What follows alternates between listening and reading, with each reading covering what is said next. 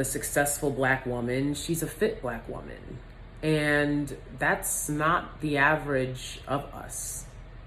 I've never felt fat around a bunch of black people, but they'll be the first ones to call you fat. You can be around a bunch of skinny white people. They won't call you fat. You go around a bunch of black people. Oh, you big, you this, you that. Oh, you put on some this, you put on some that. And you just been fat. You just have never ever made an effort to be fit, but you're making comments. Are you serious?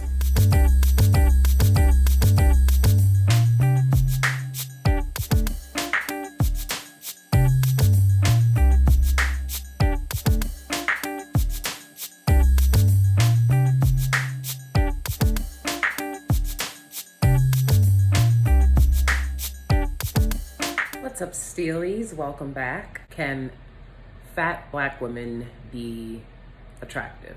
I'm going to use the word fat, and I'm going to stick with that because I've been told and I've heard that that's the word to say to describe fat people. I mean, because it is what it is.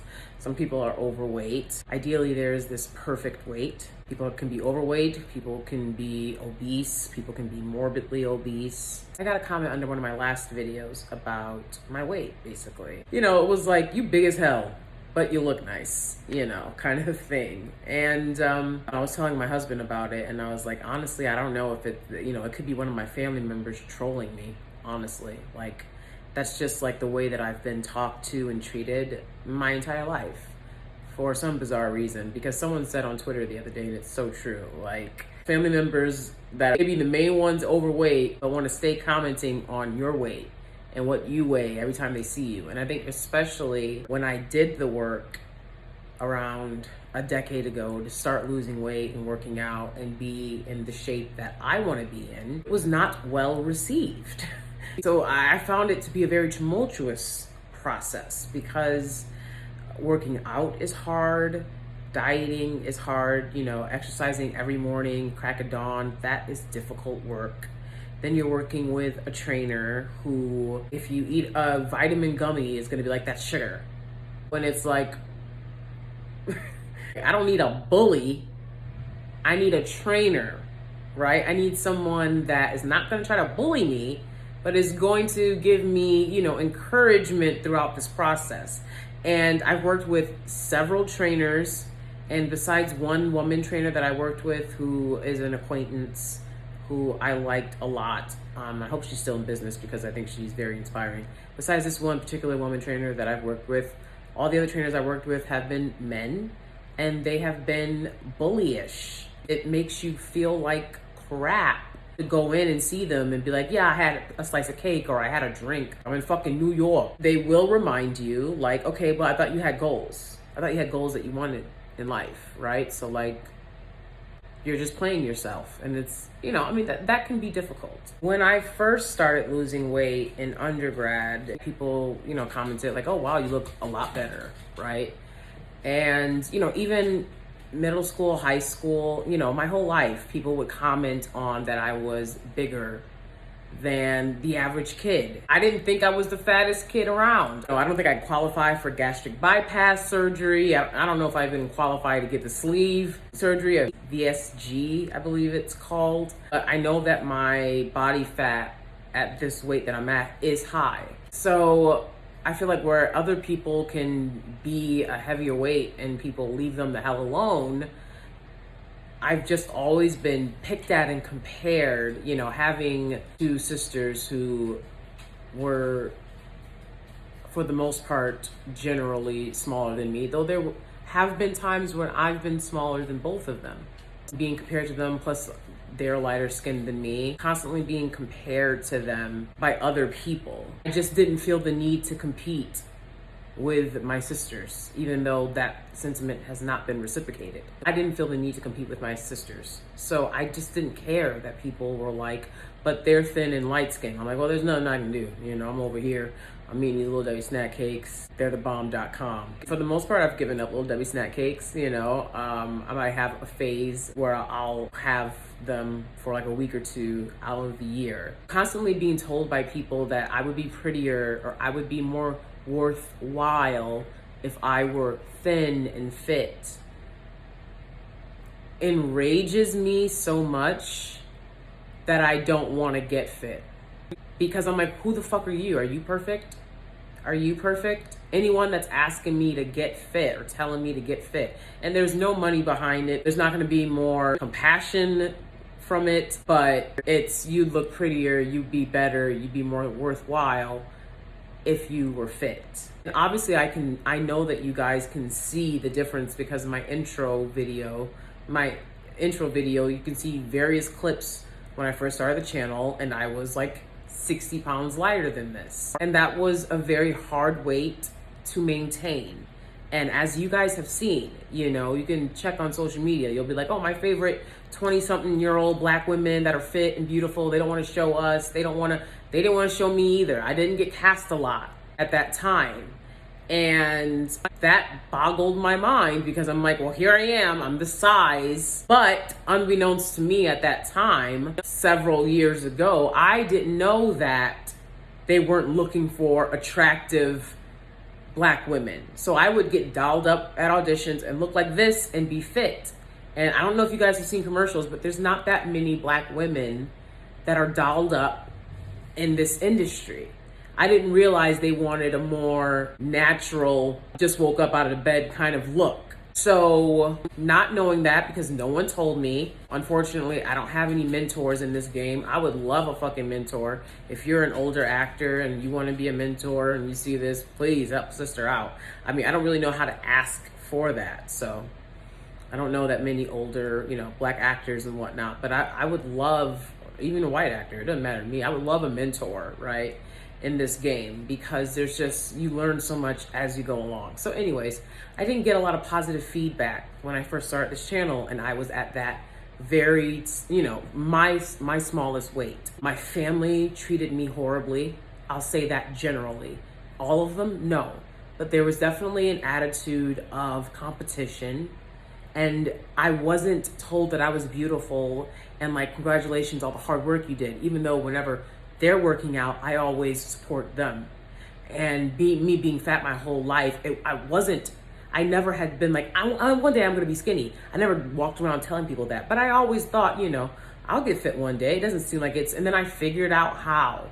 And it's a lot of work, and it's a lot of work. It's a lot of working out, it's a lot of not eating for me and my body type, just point blank period. It's a lot of work. And for people to bully me when I was this young, insecure black woman who was fit for the first time, I didn't know what to do with that body. Finally felt like, oh, I don't have to wear so many layers. A nickname, one of my siblings gave me the nickname Layers, right? Because she was like, well, you're always wearing so many layers. No consideration for the insecurity that I was feeling, no compassion or empathy for that. Just let's make fun of it constantly and pick on it, even though people love to talk to me about what I used to pick on them about.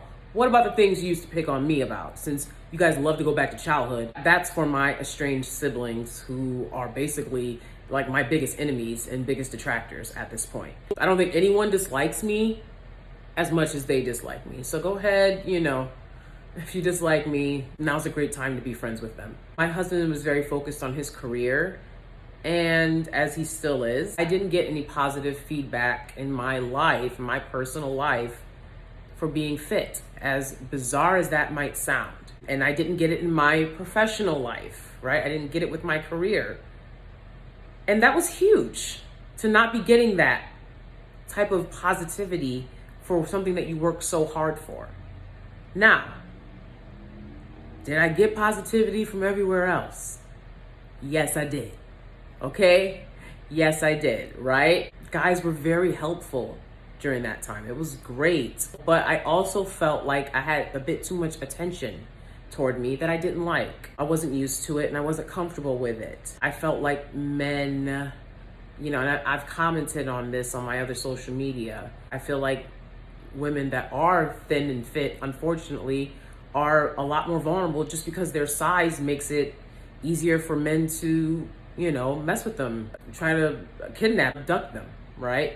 That's just something that, like, I mean, if you look at the women that are missing, they have lower body weights, lower than the average, which is like a size 14 at this point in America, which is what I am. I'm average. I'm a size 14. And at my lowest, I was a size, 6'8", okay? And I'd like to get back to that again, and I think that I can. But I just don't think it's the end all be all. And it's not gonna happen because somebody's bullying me, shaming me, making me feel bad. It's only going to work the same way it worked the first 2-3 times that I lost 80 pounds on my own. And that is because of my determination. And so I still feel beautiful. I still get work. I get more work at this age and this size than I was getting when I was younger at a fit size. So I don't know what that tells you about Black women representation out there, but I see beautiful Black women all the time that are curvy, that are full figured, that are voluptuous. Even when I get fit, my boobs go down to like a C cup, which might sound big to other women, but it's the smallest my boobs ever are, and I'm used to being a bigger size. I was a smaller size for, 4 or 5 years there. It really wasn't as long as it should have been. I think that full-figured women are beautiful. I just think that's a bit more beautiful and sexy than when you're like starving yourself. I know even, for example, after Meg Thee Stallion came out, I think she has a great body, and that's what I'm talking about, like full-figured. She's not overweight at all, but she's full-figured and she has voluptuous curves, and that's, I feel like, a great figure to have. You don't have to be necessarily built like that, but that's a figure that I would definitely strive more towards having than, being overweight, obviously. So, it's something that I'm working on. I definitely feel like I am body positive. I just believe that I would be in better shape mentally, physically, emotionally, if I was at a lower weight and just a more healthy place in general. So that's a lot of work that I have to do. I'm gonna keep doing it. But even on my journey, shout out to all the voluptuous, curvy, big bone, fat, beautiful Black women out there. I think a lot of times when we talk about femininity and we talk about leveling up and we talk about the successful Black woman, she's a fit Black woman. And that's not the average of us. I've never felt fat around a bunch of Black people, but they'll be the first ones to call you fat. You can be around a bunch of skinny white people. They won't call you fat. You go around a bunch of Black people. You big, you this, you that. Oh, you put on some this, you put on some that. And you just been fat. You just have never ever made an effort to be fit, but you're making comments. Are you serious? So I'm glad to talk about this stuff now while I'm still fat. That's another part that makes it really hard for me, is understanding that this does impact my career. And people will say, well, Queen Latifah and Octavia Spencer are, voluptuous Black women and full-figured Black women in the industry. But it's like, those are very specific Black women doing very specific things that I wouldn't be able to do for another 10, 15, 20 years.